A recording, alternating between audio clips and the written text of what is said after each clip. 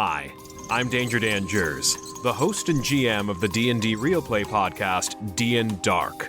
Join us on Wednesdays for an absurd, over-the-top comedy horror adventure, starring some of history's most infamous monsters. I'm Ben Magnet. I play Mary Frankenstein, our barbarian. I am Daniel Cruz. I am playing Imhotep the Mummy, our cleric. I'm Jordan, and I play Larry Talbot, a lycanthropic warlock. I am Grayson, playing Jack Griffin, the Invisible Man, the party's rogue. I am Aaron. I play the Phantom of the Opera, our bard. For more information, go to dndarkpodcast.com and listen to us anywhere you find podcasts. Let's go. Master of all things tabletop. With the Paladins of Podcast. They ruin the games you love by talking rules that suck, how to build kick-ass encounters, destroy worlds, and really get your players invested. So go ahead and throw that fistful of dice at someone. Because we're going on a side quest.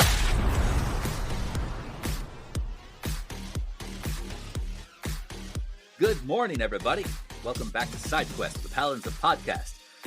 Mike, this is episode number 2. Today, I'm hoping that we can hear more about you, your inspirations. We've talked about how you are kind of the forever DM, like I've been shoehorned into. So, again, let's kind of dig in. What's your favorite game system, styles? Where do you pull inspiration from? I have to say, well, first, like more of the game preference style. I'm kind of still pretty old school. I like the more of like the in-person across the table. It just feels more personal, and you're able to see the body language and their faces and whatnot. It's which is cool online. I think I've only played maybe once. And like it's just like I just never really met anybody that wanted to play for one like that. And then mainly I grew up just playing on the tabletop, and that's just the way that it's always been.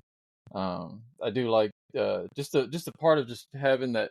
So you can have conversations that flow, and it's not like you don't have that lag or anything like that. For me, it's more video game-ish, and it's not not personal.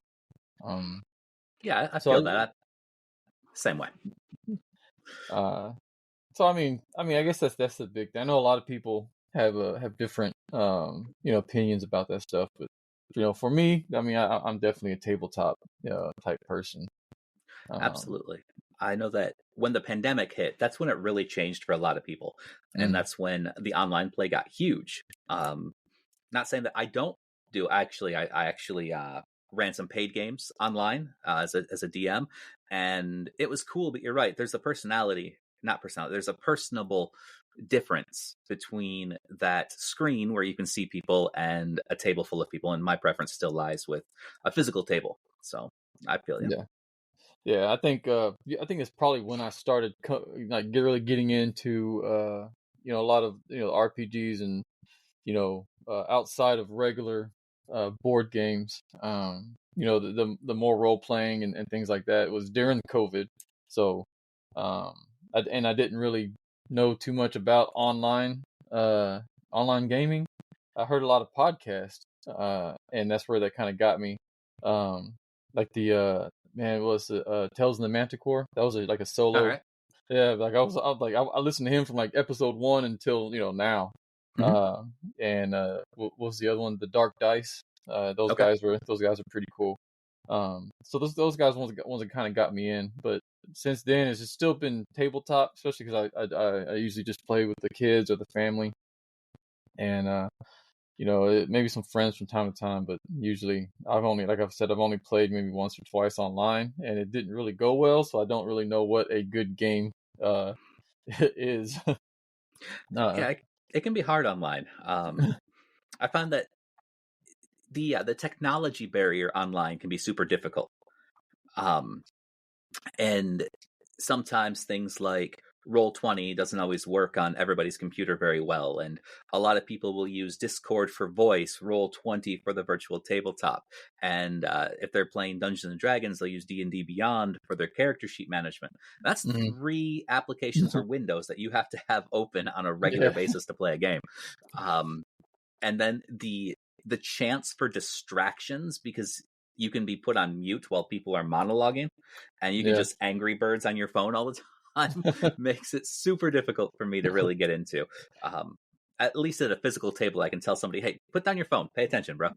Yeah, So that's my problem. Like I have like ADHD Super Saiyan style, and like if I Saiyan style. if something shiny or anything right now, like I'm looking at a dice that I was like, man, I was looking for that yesterday, and like I'm looking at it now, I'm like, oh well, crap, So I can go off on a tangent on this dice.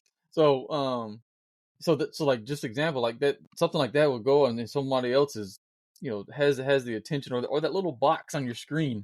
Like I won't be paying attention, and that's I know that's for me.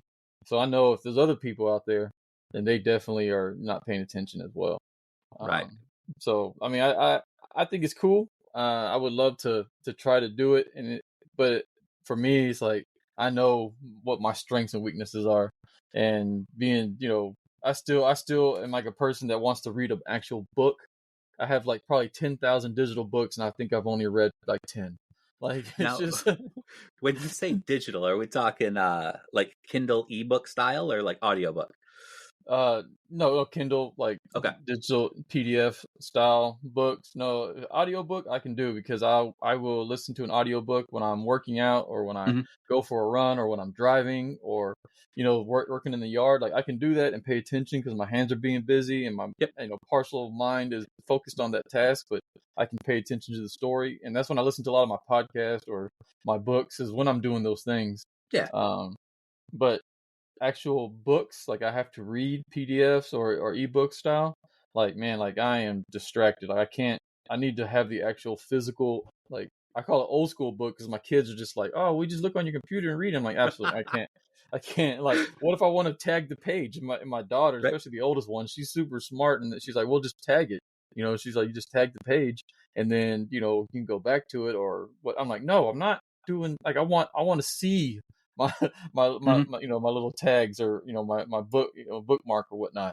I don't want to have to keep looking, and because then I get distracted, and I'm like, oh well, I can work on this paper now, or I can write. I just thought of a story hook that I can write, and then I'm not even reading that. I'm working on something else. Like I need to just work on that book. Right. It's so much easier on digital to close a tab, swipe up, switch an app. Whereas if you're actually in a book, if you want to write a note, take a note, you have to pick up a pen. You have to do something extra. Yeah, exactly.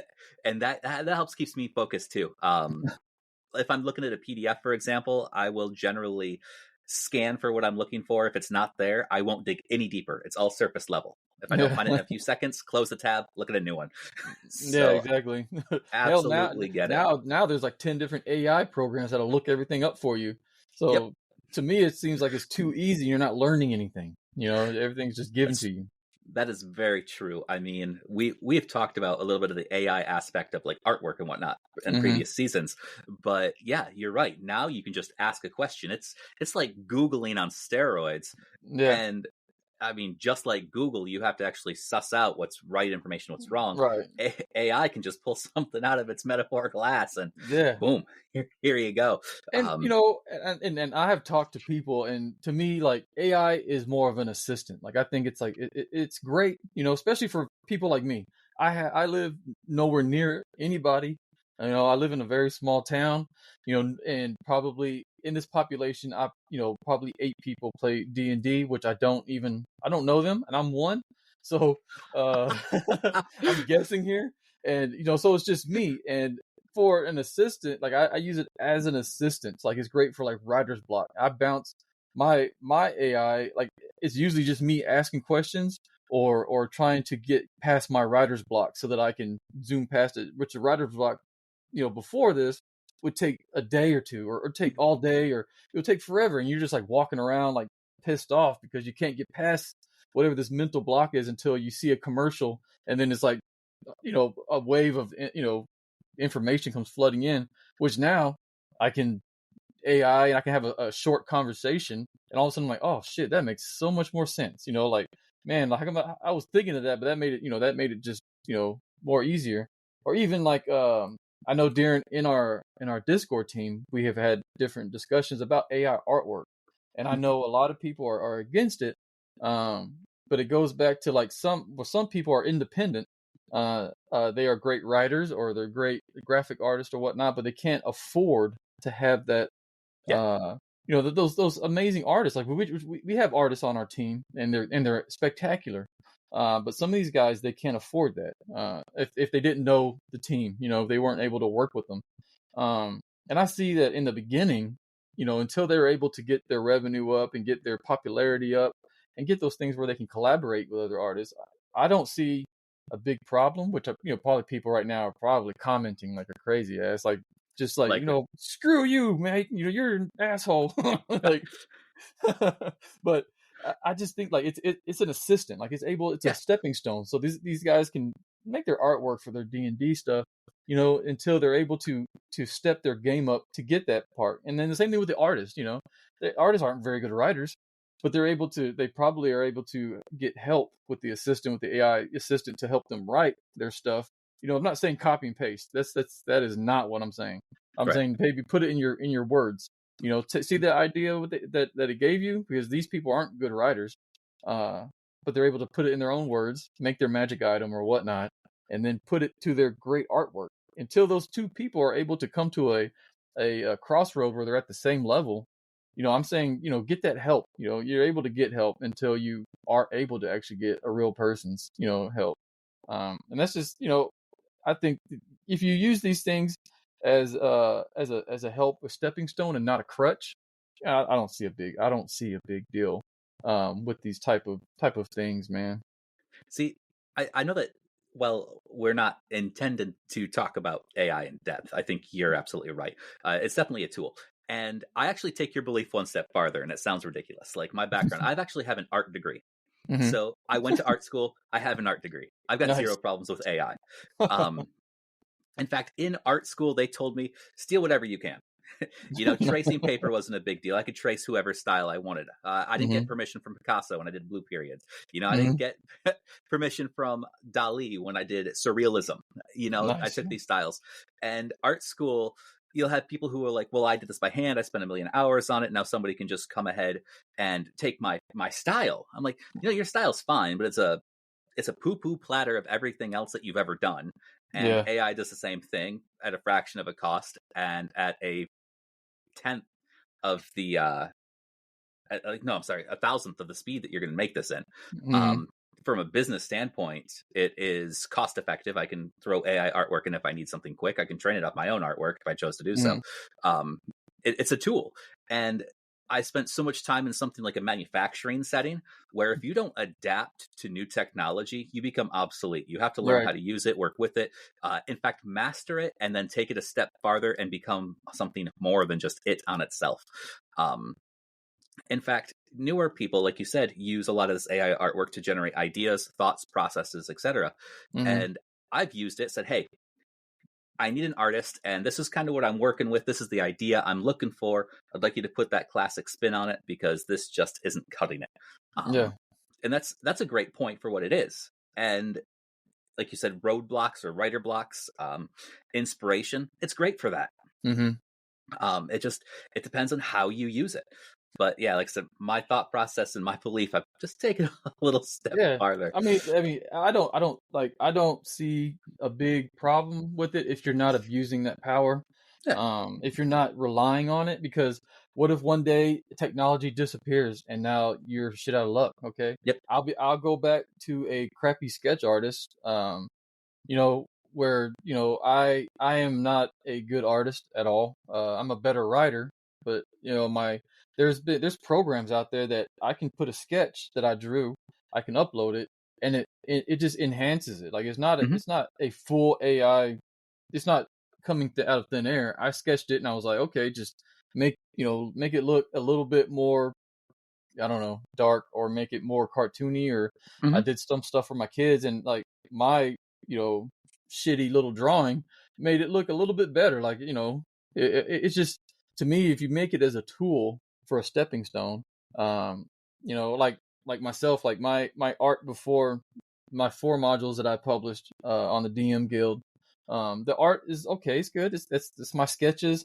I just used like an art a program to kind of enhance it a little bit and give it more shadowing.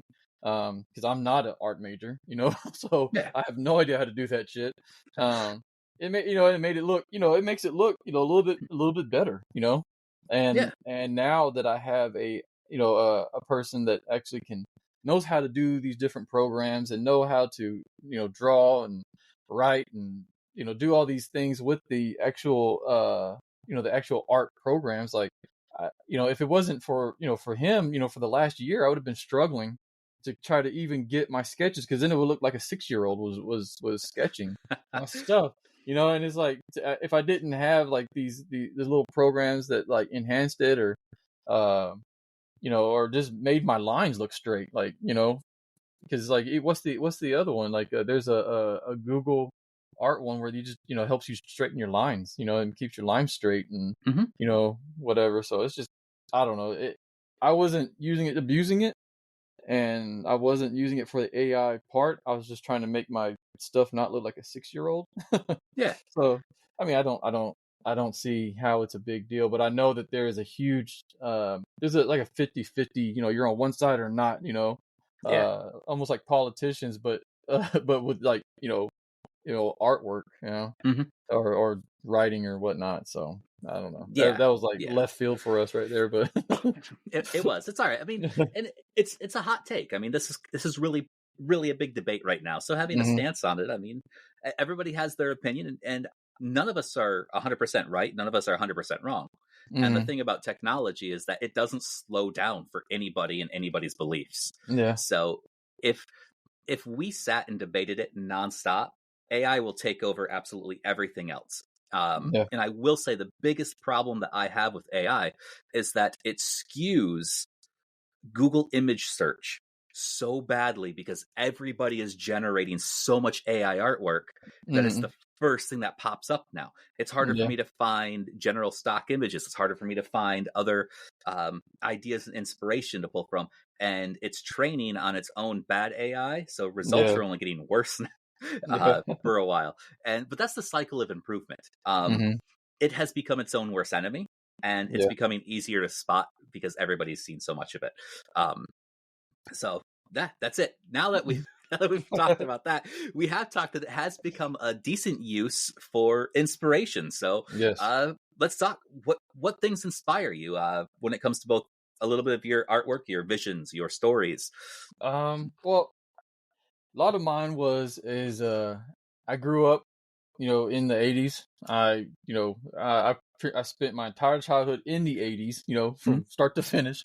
And so, being, a lot, most of us in, that are gamers now, we're 80s kids, from the 80s to the early 90s, we did that. So, the sci-fi and the horror and these medieval, all that genre was like, that was our intake of it, like Conan the Barbarian, and what was it, Krull, with that, it was an amazing frisbee that he had, Right.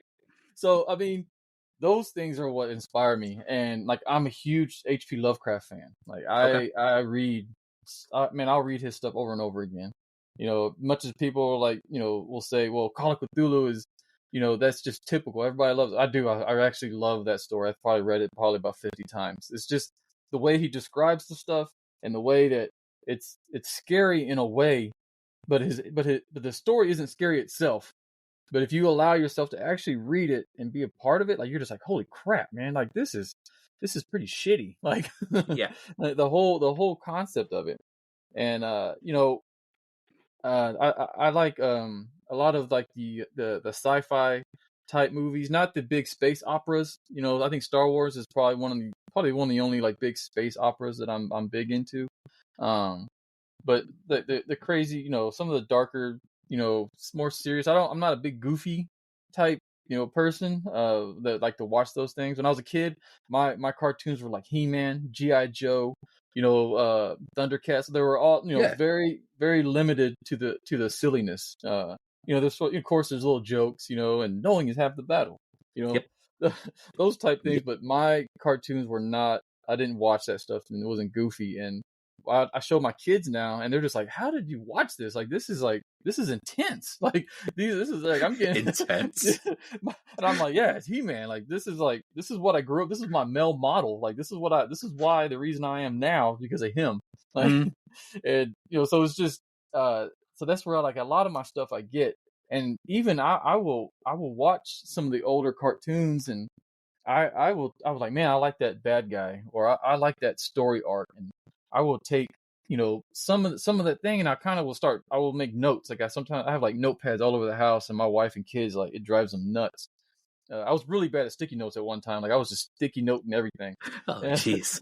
my ADHD is crazy, man. But I'm like, I do like 10, 15 different projects. I'm constantly moving, and especially when I'm telling you like what I'm doing, you're just like, what in the hell are you doing, man? Like, you got so much crap going on. So it's just like I have these notepads, and I'll be sitting there, and all of a sudden I'm like, oh crap, like that's a great story arc, and I'll write 2 or 3 sentences and like a bullet, and I'm like, man, that's good. And I'll fester on that for a little bit, and then I'll come back a week later and like completely forget about it. I'm like, oh, and then I will write 5-6 pages in a sitting, and that 5-6 pages turns into a 50 page module, in a couple days. Because I could just sit there and I'll focus within a couple hours, and I'm on it. But then there's days where I can't think of shit. So it's like, hey, AI buddy, I have this. Where can I go? And then they take me somewhere where I'm like, screw this, man. You're an asshole. You're not even helping me. Like, right. So that genre of just like, that's the stuff where it kind of really resonates with me. Like it's really deep, and it helped that my parents were into that crap too. Like my mom was big into like the horror and the suspense and things like that. Like she read Stephen King since I was a kid. I remember her reading it, and when I was in 6th grade, my mom was like, "Here, read this book. You'll like it." It was It. I was in 6th fucking grade. Nice.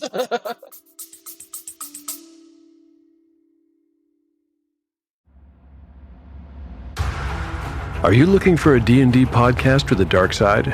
Something more like Game of Thrones and less like Monty Python? Tale of the Manticore is part dark fantasy audio drama, part solo D&D RPG. There's no plot armor here. The dice make all the important decisions. Join me as I resurrect the excitement, wonder, and emotion of old school D&D. Made for a mature audience, Tale of the Manticore is both a fiction and a game. It's the story where chaos rolls.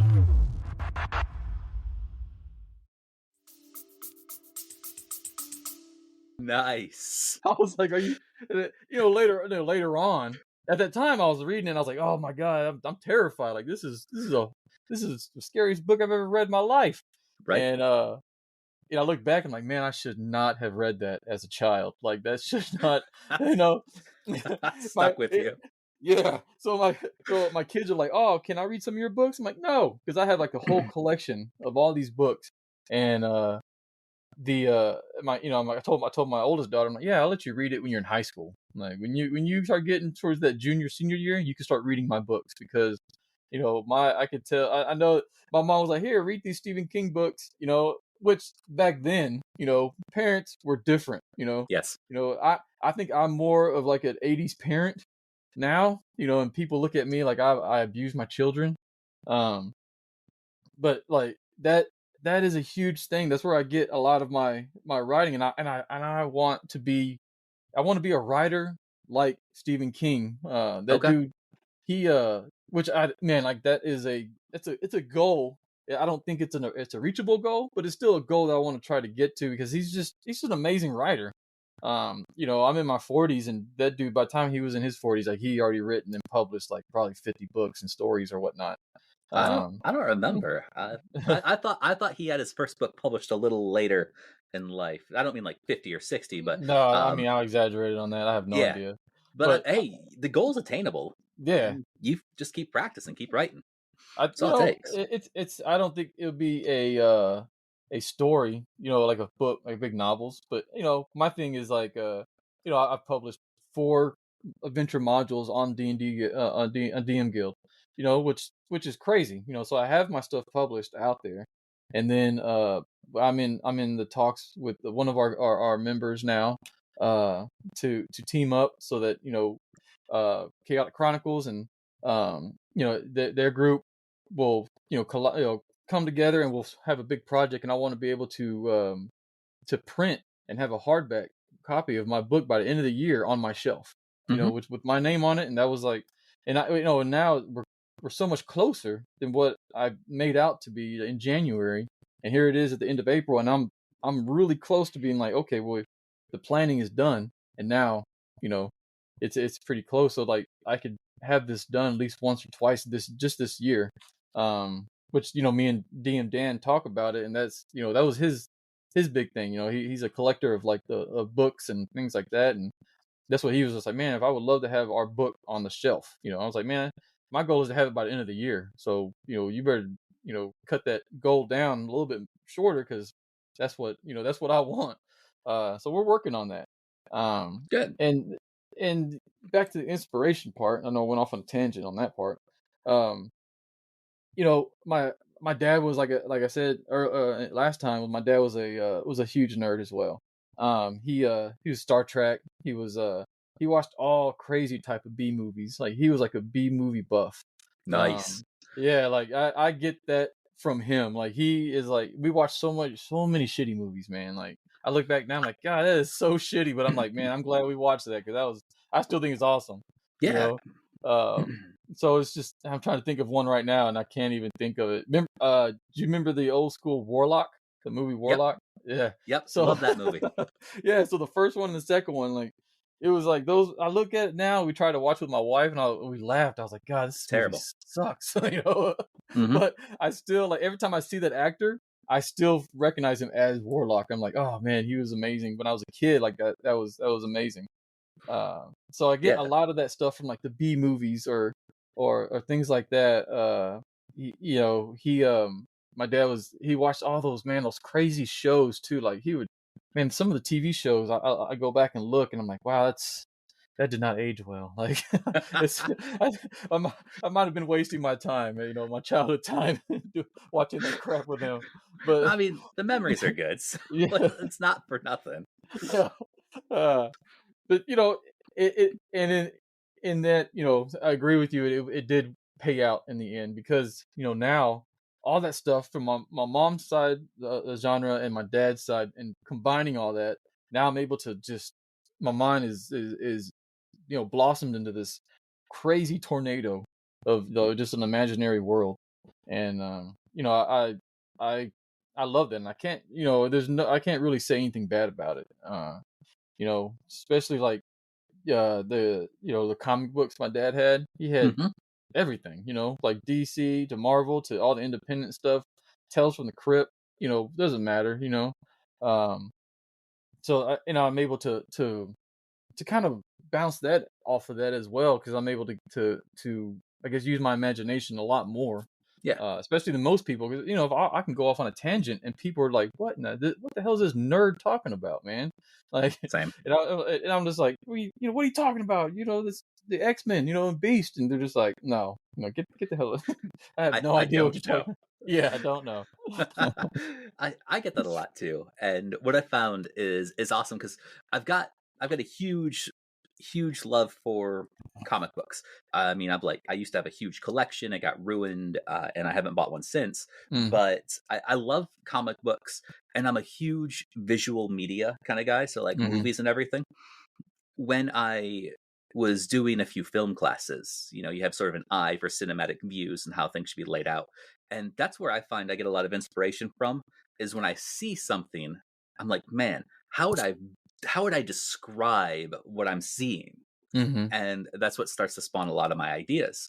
And I learned from film and comic books that between the suspension of belief and the power of suggestion and a little movie magic, I can write adventures for things like Dungeons and Dragons, because I don't have to include everything. I got to include the big points, and the players fill in the rest. Yeah. and just make it to the next big point. So I found that aspect right there allowed me to really make the transition pretty easily. All my cool ideas don't even have to be fleshed out very much anymore. I just have a series of plot lines and big points to hit. Um, so that's where I feel like I've cheated that a little bit. Like, is that the secret sauce? Is that the formula? And reading through a lot of other adventures, it really feels like that's it. I mean, that's what you do. You got the big points, and the players and their agency take over. So I'm fully on board. All that extra old media. Oh, Yeah. I haven't thought about Warlock the movie for a long time. The third one sucked too, by the way. I don't even think I saw that one. It's horrible, horrible. God. But I used to watch a lot of B movies as well, and I know that we're not really a movie podcast, but damn, sometimes I wish we were, because I could talk about them for hours. Oh, I mean, hell, we could talk about it, because we can definitely find different ways to turn those into adventures or modules, or story hooks or whatnot. That's definitely something we can always come back to. True. And I mean, if you really think about it, a lot of film franchises have found a place in the TTRPG hobby space, man. I mean, there are quite a few adventures for certain games that are direct properties, and there is games based on Wizard of Oz, there's games based on Neverland and Peter Pan. All of them great. Yeah. So I mean, it's inspiration for everybody. There's even actual movies. I went down a rabbit hole one day. I was just like looking at I want to say, I get it mixed up. Sometimes I go through Google and I find random stuff, or I'll YouTube stuff. It just goes down rabbit holes. So either one of them I was on, and it came up with a list of like, I want to say it was movies, but their backstory was for D&D, or some type of like Conan, or it was something very in that area, and it was like major movies, but they use that outline. And after I went back and looked at it, I was like, holy crap, that does make sense. Like they did use those type of outlines or modules to get this major movie, and it was like a big thing. And kind of like I used what did I use on the kids one time?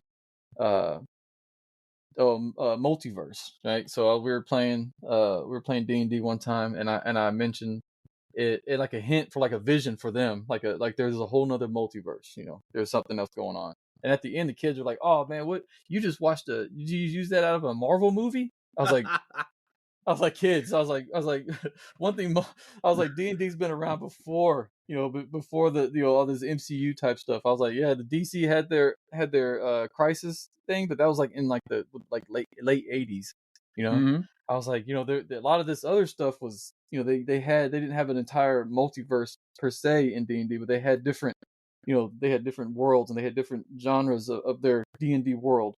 Yep. I go, that was like the first stages of the multiverse. And I was kind of describing that, to you guys. And they were just like, what? They're like, I was like MCU only came out in like what, the early 2000s? I was like, guys, come on, man. Like you gotta give me a break here. And some of the older kids were just like, oh crap, like you are old. So that kind of burst my bubble on that one. But it just kind of I don't know. To me, it kind of it makes me happy to see that they're using that stuff for movies or things like that. I could definitely be reading into it wrong too, because or the YouTube people could be telling me the wrong story too. So that's who funny. knows? That's funny. Do you find yourself throwing like pop references into games or sliding them into the adventures that you write? Yeah, I try to. It might not go like I want it to. I had a idea for a room. It was like a maze type room. In the end, it was supposed to be a disco ball, one big disco ball, and it was little micro mirrors done with I forget how I put it, some type of little light, or some type of light, and it was like made illusions and holograms type thing. And I as I described it to him, this was like probably over a year ago, so I don't remember the details. And one of the in a way it made illusions and whatnot, and sometimes it'd be pitfalls on these characters, so they would have to roll to make sure that they can, if they saw it and saw that it was an illusion, or they were able to kind of like catch their balance or whatnot. Because if not, it looked like their friend was just walking and then fall flat on their face, you know. Okay. So it was things like that until one of the guys, one of the older kids, kind of figured out what I was doing, because at the end, on top of that, there was music going on. So I was trying to make like a disco type dance hall, and the song what I was trying to do was like Staying Alive, but it was like I was trying to take it to like the medieval time, and one of the older kids, he figured it out. Like he saw what I was doing, and then he realized, you know, what it was, and he shattered the room, and it was just glass, and then the mimic was behind it all. Nice. But so I tried to do something like that. I had like a RoboCop guy once, what they call Warforges, and it was more like he was like a police officer style enforcer, and I think I used the line, Dead or Alive, come with me, there's something in that reference. And one of the kids had just saw that movie, and they saw it, like, it blew their mind. Like, they're like, I'm like, shut up. Don't ruin this. So I dig it. So yeah, I try to do something like that from time to time. I try to put it in without it being like a huge thing. I had tried to write a module, and with the Powder Puff Girls, and I was trying to use their Mojo Jojo monkey guy as like the huge mastermind. I can't get it quite right, so I definitely don't want to show anybody, because I'm just like, this is horrible. Like, I can't. But yeah, I had inspiration for the whole, Mojo Jojo with the NPCs being somewhat of like a Powder Puff Girls type thing, and that's cool. Yeah. So I try to blend all that crap in, from time to time, but a lot of times it doesn't work. I tend to have some that go over my players' heads, and like some obscure pop culture references, I can understand that not everybody's going to catch them. But I once used one where the cataclysmic event that started the campaign was the world had stopped spinning for 11 seconds. And I mean, not 10, not 15, 11, which is an odd number as it was, for the intention that they would ask, why 11? And it was a Spinal Tap reference, because it's greater than 10. Let's go to 11. Right. And none of them got it. It was all out there. I was like, wow. Apparently the crowd I'm playing with today is a little younger than I'm used to, but they've all referenced the movie at other points in time. I don't know why this one is that because I wrote it where it was something along the lines of the world had stopped turning up to 11 seconds. Like, we're almost spelling it out for you. I do. I think that the pop culture references are fun for me because I consume so much different media, and a lot of times I'll keep the random references down, and the more popular ones will come to the surface. I've also found at times it can derail campaigns. One of my super common ones was I had a group of traveling bards that were musicians, and it was a trio, and I just called them Alvin, Simon, and Theodore. And I shit you not, I have a young enough player who had no idea who the Chipmunks were. Oh. Yep. Talk about absolutely crazy. Absolutely crazy. Yeah, definitely getting old. Yeah. So you've mentioned kind of you have a lot of those serious cartoons, kind of those lifestyle cartoons if you grew up in the 80s, and then horror films and whatnot, the B films. Do you put those elements into a lot of your games, or do you stick to a particular genre?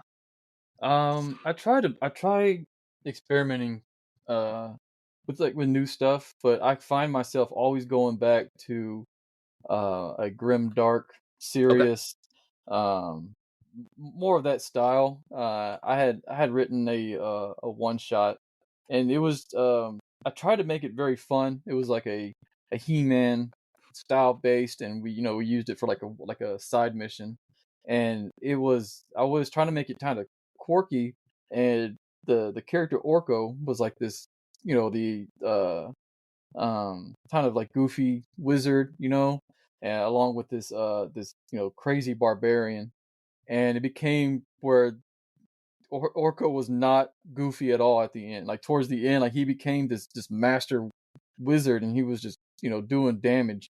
And all my stuff was like it's very hard, and I have to keep if I want to keep it on a certain path, I have to keep notes to keep it so that I don't go back into my the realm that I see a lot of my stories and a lot of the paths go more of the serious or straightforward type things. And especially if I'm playing with the kids, the younger ones won't get it, or they'll get boring, or hell, the youngest one has she's gotten scared a couple times, and I'm like, this isn't scary. But growing up in the 80s, Freddy Krueger was like on my I had the sheets of Nightmare on Elm Street, like so it's just I'm like, oh crap, I gotta reel it in, and try to keep it, I guess I wouldn't say friendly, but more of like where I want it to go.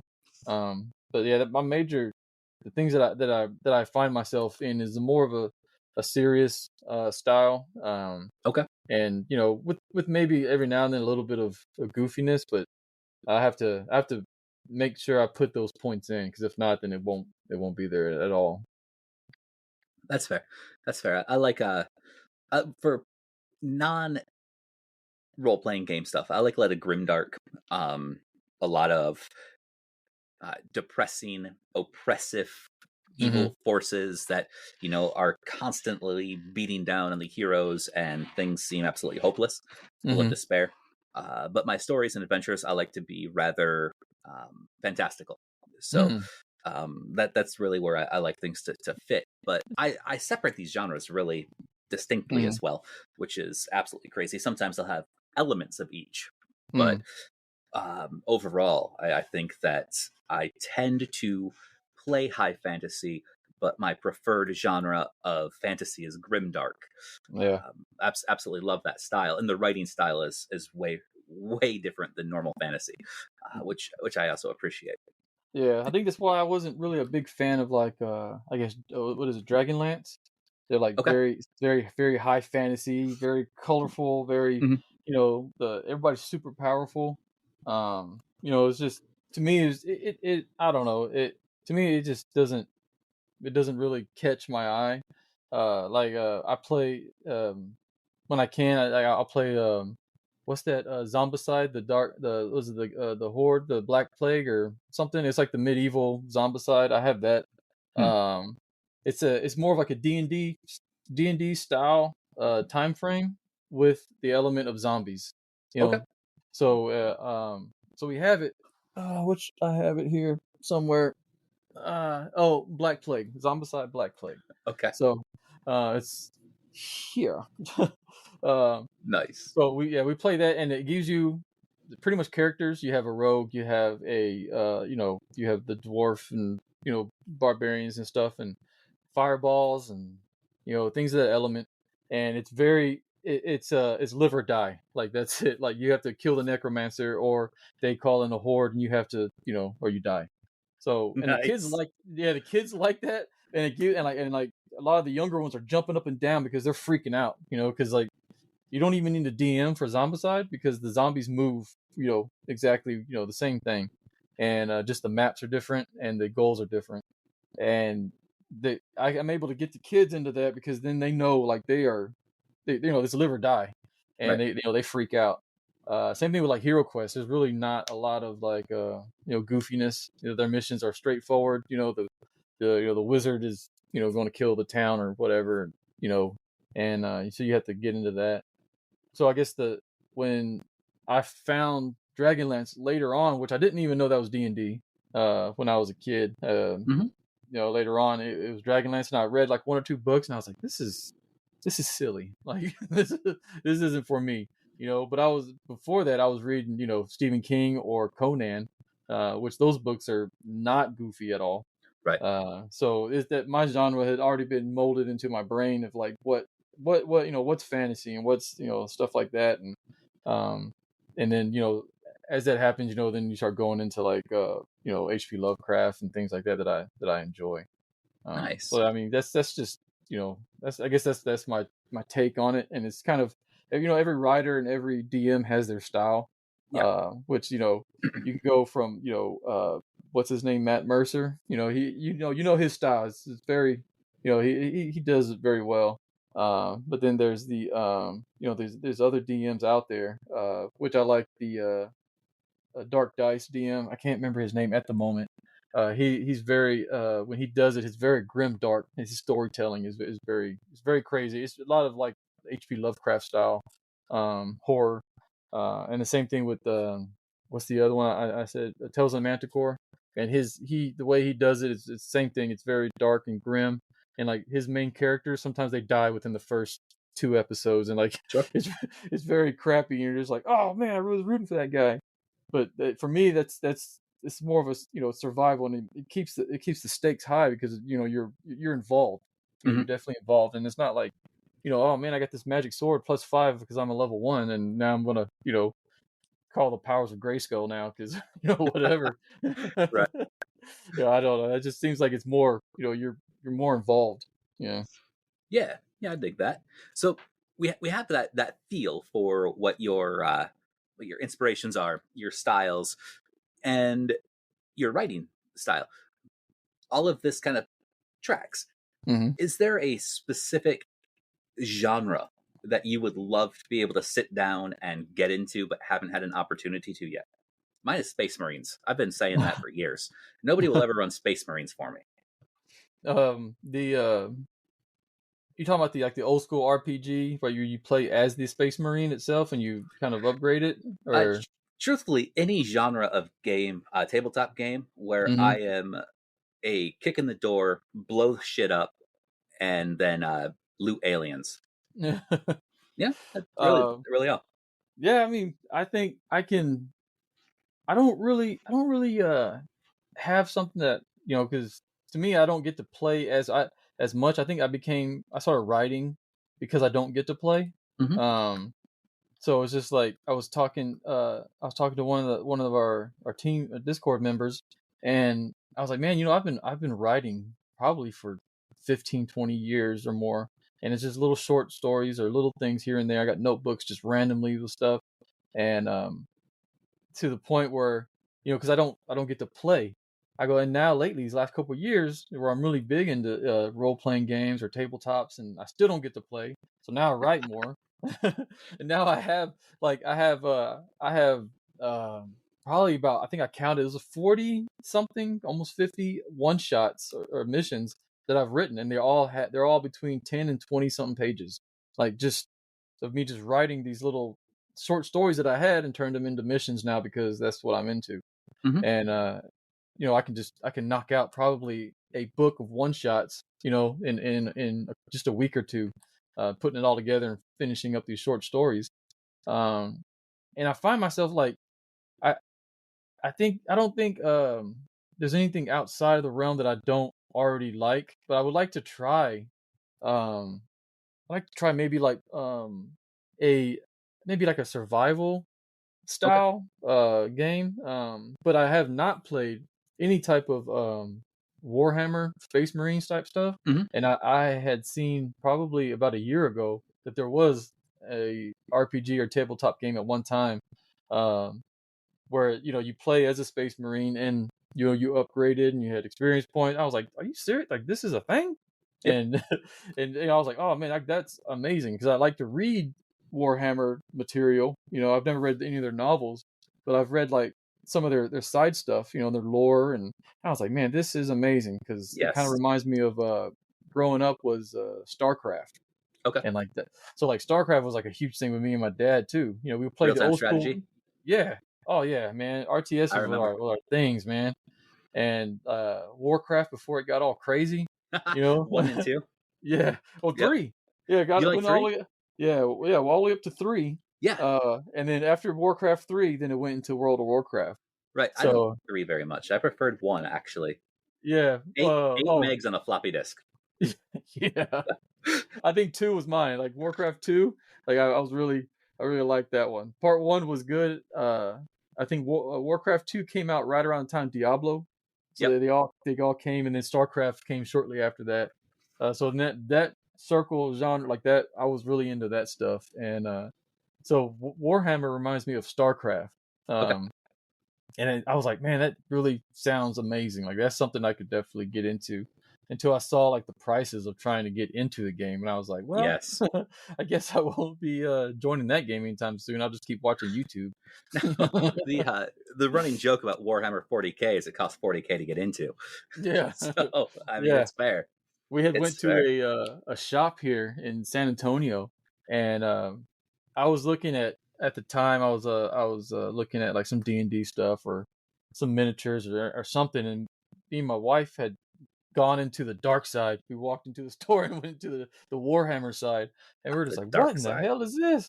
And one thing, my wife is not a nerd; she's the complete opposite, and she just thinks it's really weird. I tricked her because she saw this big soldier, and she's like, "Oh my gosh, this guy is kind of handsome and very quiet. He's he's good." And then a year into us, she's like, "Oh my god, this guy is pushing up his glasses and talking nerd crap, and he tricked me." But by Got her then, in I the already campaign. I already trapped her in. So we go into these stores, and she's already losing her mind. She's like, "What in the hell are we looking at?" And I was like, "I don't know, but this is awesome." And then comes to find out it's Warhammer, and I'm like, "Oh, this model is amazing. I should get this model." Until I look at the price, and it was like $120.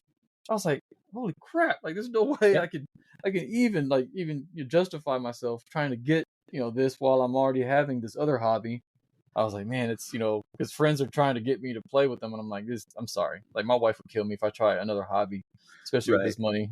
Right. But you're right, man. I mean, the models for Warhammer, the artwork, the books, the lore, it is friggin' awesome. It is Yeah. fantastic. I really like it. It absolutely draws me. And I think that a lot of the stuff that we see for Warhammer is leagues above what we see for a lot of other RPG games. But at the same time, I mean, Warhammer is a tabletop war game. Yeah. So, I mean, you're moving war bands and everything. It's all based on that physical, tactile sense. Whereas a lot of the TTRPGs we play can be done theater of the mind. So, yeah, they got or the even artwork in the books. Or even trying to it's a big thing. We're trying to do like a mass army, especially on like D&D or something. Trying to do like a mass army, like that's a big deal. Like that is like that's not something that happens very often. Right. And trying to do that is trying to teach your players a whole nother game on top of it. So it's just like you can't really mesh them all the time or try to do that. And then if you do, like, especially with my players, they're big on visual stuff, so you have to have the models. And there's a big thing why I got into 3D modeling is because like I couldn't afford to buy all this crap for them all the time. I'm able to just make the models for them, and they can paint them. Right. So trying to make like an army, I went one time and I think I made like 10 or 15 goblins or orcs for them for a big battle. And I was like, this is a lot of work. There's no way I'm going to be able to make like a huge army. So I just made like, okay, this one goblin is 15 goblins. And like, you get the, so it was something like that. And I'm thinking like, man, I see my friends buying these huge packages of Warhammer, try to get an army. And I'm like, damn, like, these guys have, their work cut out for them for sure. Yeah, I agree with that. I agree with that. It's cool because I got into 3D printing. I got a little bit of 3D modeling experience, and I've always wanted a table full of like a city setting. Oh yeah. And I got a 5x10 conference table that we play at, and I got 7 players. Damn. So we have 8 people total, and it's already generally crowded. People can't even reach the center of the table because it's so long. But there's always so much shit on the table that I can't put a whole city going on. And I was talking with one of my players, like, we should get side tables for everybody. Like, that would take up so much room. We'd have to kick 3 players out so everybody could have a side table. Oh, yeah. So it's a balancing act. No matter what we do, it's a balancing act. Balance the story, balance the rules, balance the table, balance the players, balance the members. It is god awful at times, but it's fun as hell. So I don't complain. Yeah, I agree. Like right now, we turned the smaller bedroom into a game room. That was always one of my things that I wanted, was a room dedicated to games. We got board games. I built shelves.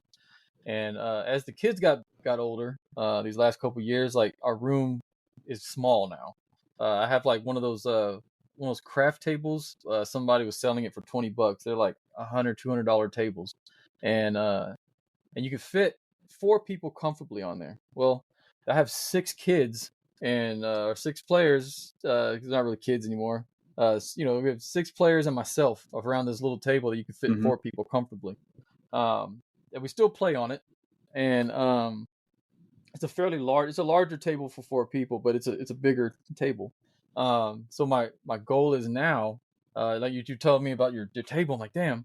My brother had passed, and he had like a huge poker table. I'm not a big gambler, but he is, and he had this big, like, it's a smaller replica of like a craps and roulette table, right? Okay.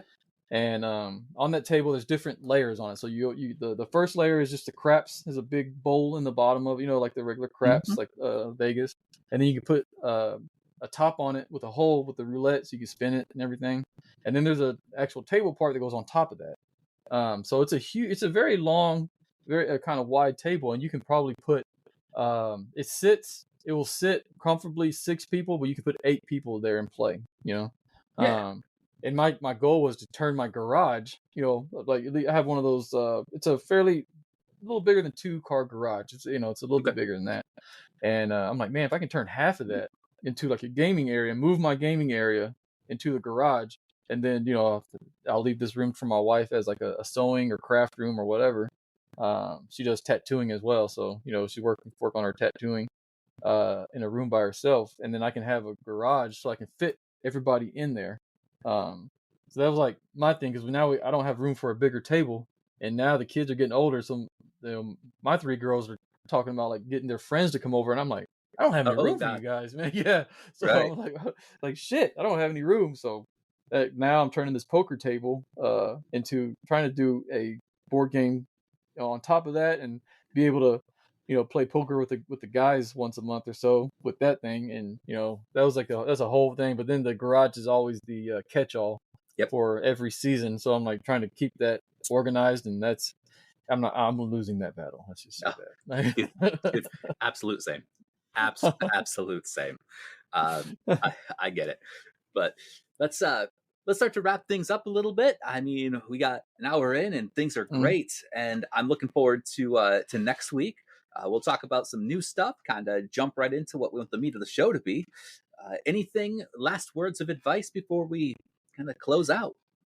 Yeah, actually last week you caught me off guard. So this week, I kind of thought about it, and another thing I had talked to one of my kids about is the word can't. I've learned that especially this last year, I started to hate the word can't. I don't like that word. I don't do it. And if as I was trying to do a big overhaul on myself, I stopped using the word can't. If I can't replace that word, then I will I'll stop the conversation, or I will try to stop whatever I'm doing until I'm able to go around or rephrase it. And with my kids, and some of the people as well, as soon as they use the word can't, I stop. I'm like, the conversation's over with me already. I usually will tell them, stop, now think about what you just said and rephrase that, or come back to me until, because the word can't, you're putting yourself in a prison already. And you just you want to be able to stop thinking that negative force on yourself. You don't want to put limits on yourself.